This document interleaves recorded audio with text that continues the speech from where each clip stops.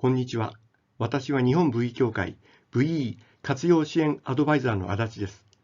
コロナ問題が長期化する中、VE 活動がなかなか進まないとお悩みの方も多いのではないでしょうか。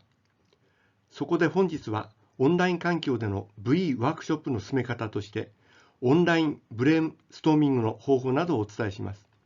ポイントさえ押さえれば、オンラインでのグループワークは決して難しくはありません。皆さんにお伝えする4つの内容です。オンライン用ワークシート。参加しているメンバーがオンラインで同時に書き込めるワークシートです。2、アイデア発想。オンラインで行うブレインストーミングの方法をご紹介します。3、概略評価。オンラインでアイデアの概略評価をする方法をご紹介します。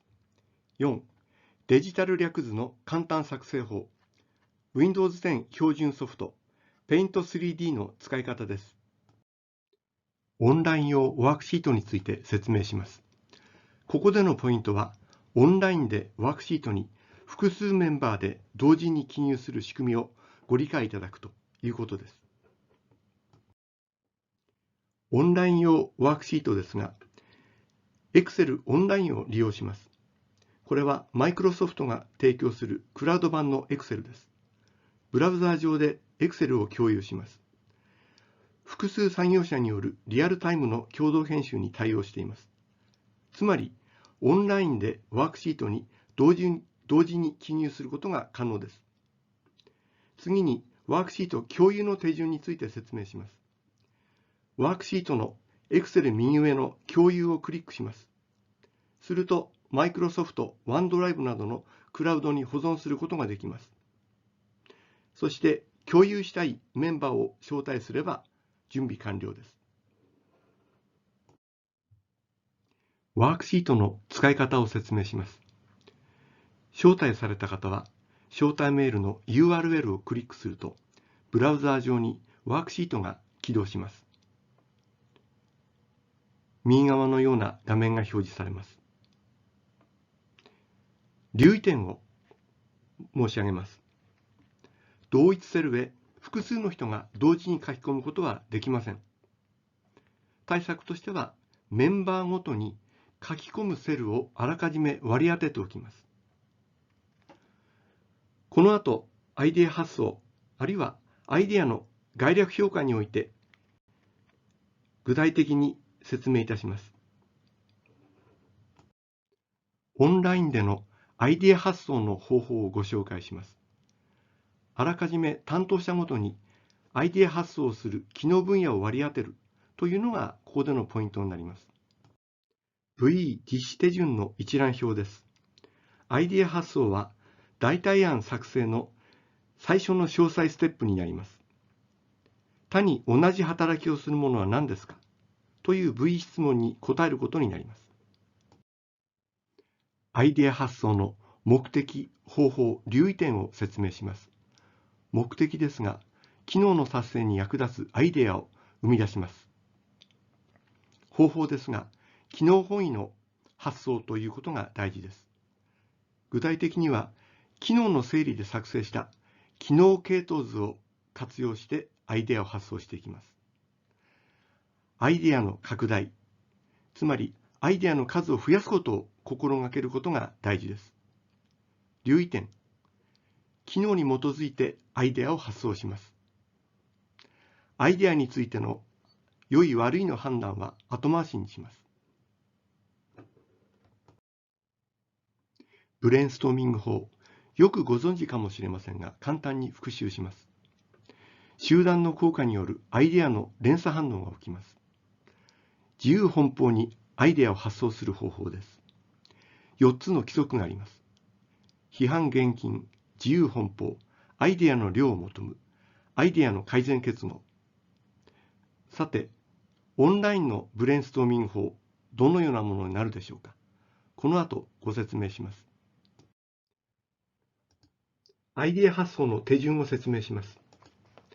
クラウド上のワークシート、アイデア発想をメンバー全員が各々開くことからスタートします。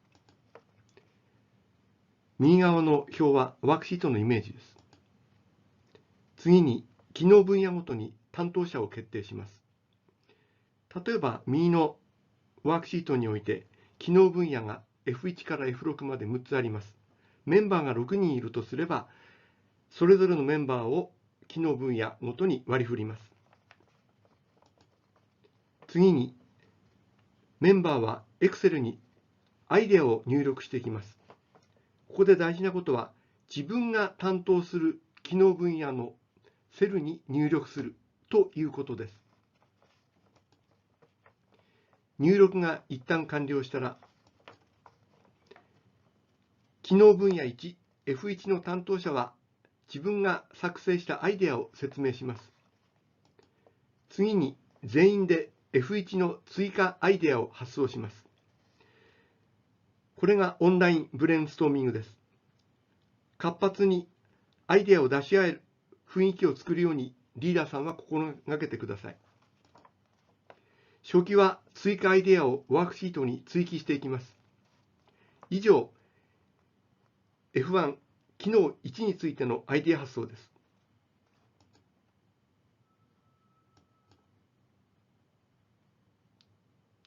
このように、同様にすべての機能分野について繰り返します。オンラインでアイデアの概略評価をする方法をご説明します。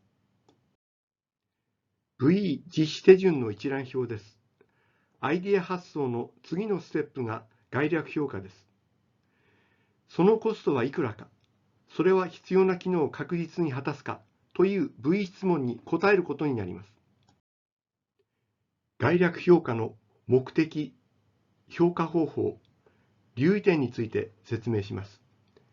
目的は個々のアイデアについて価値向上の可能性を探るということです。評価方法は技術面とコスト面からアイデアを評価します。技術的可能性、経済的可能性、そして総合評価です。留意点はアイデアを育てることに重点を置きます。価値向上の可能性のあるアイデアはできるだけ多く選択しておきます。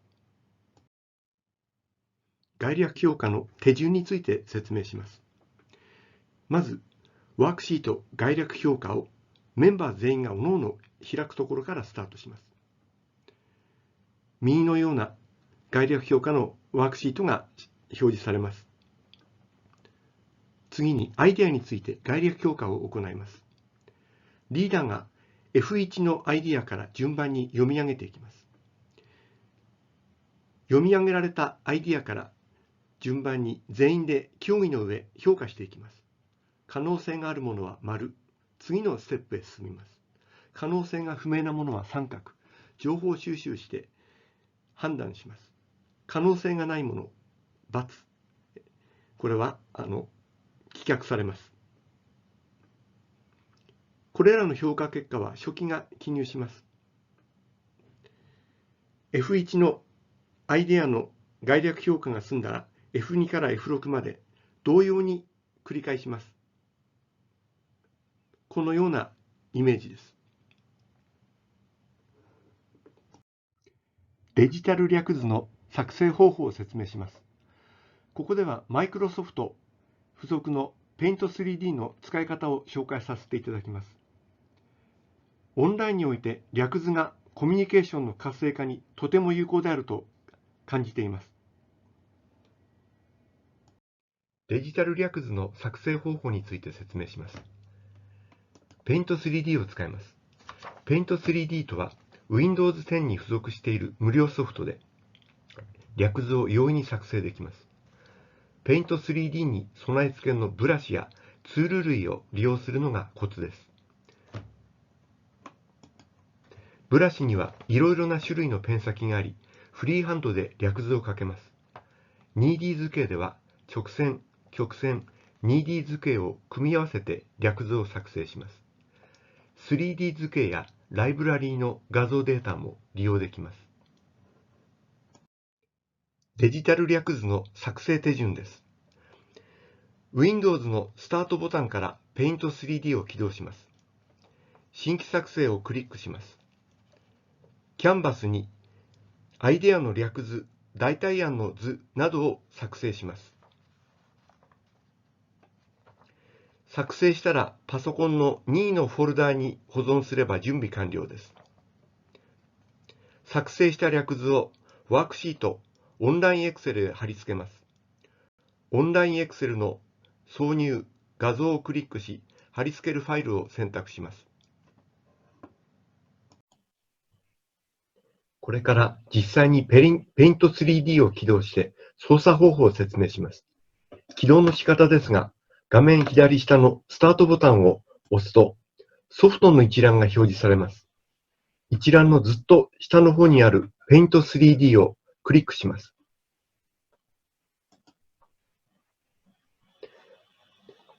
Paint 3D が起動したら、新規作成をクリックします。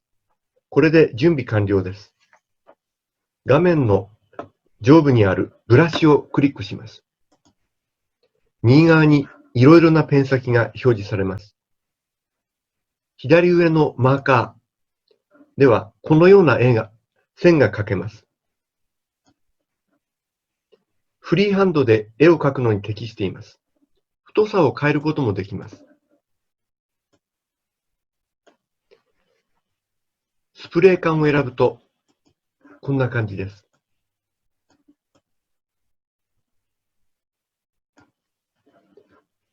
消しゴムを選ぶと、線をきれいに消すことができます。次に 2D 図形を描いてみます。画面上の 2D 図形をクリックします。曲線を描いてみます。今回は5点曲線を選択します。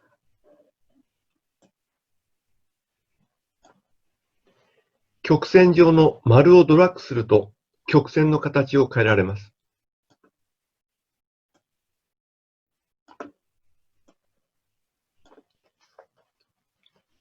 次に 2D 図形の三角を描いてみます。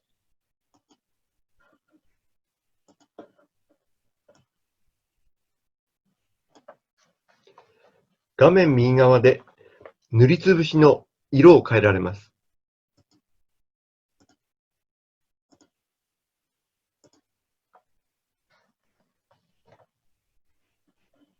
線の太さを変えることもできます。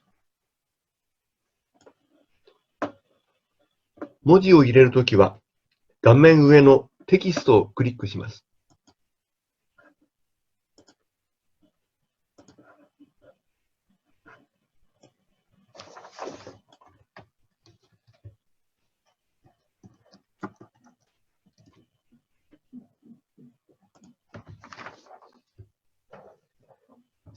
最後に画像を保存してみます。画面左上のメニューをクリックします。名前をつけて保存をクリックして、ファイル形式の選択で画像を選びます。次の画面の右下の保存を押します。保存先のフォルダーとファイル名を入れて入力してください。以上で説明を終了いたします。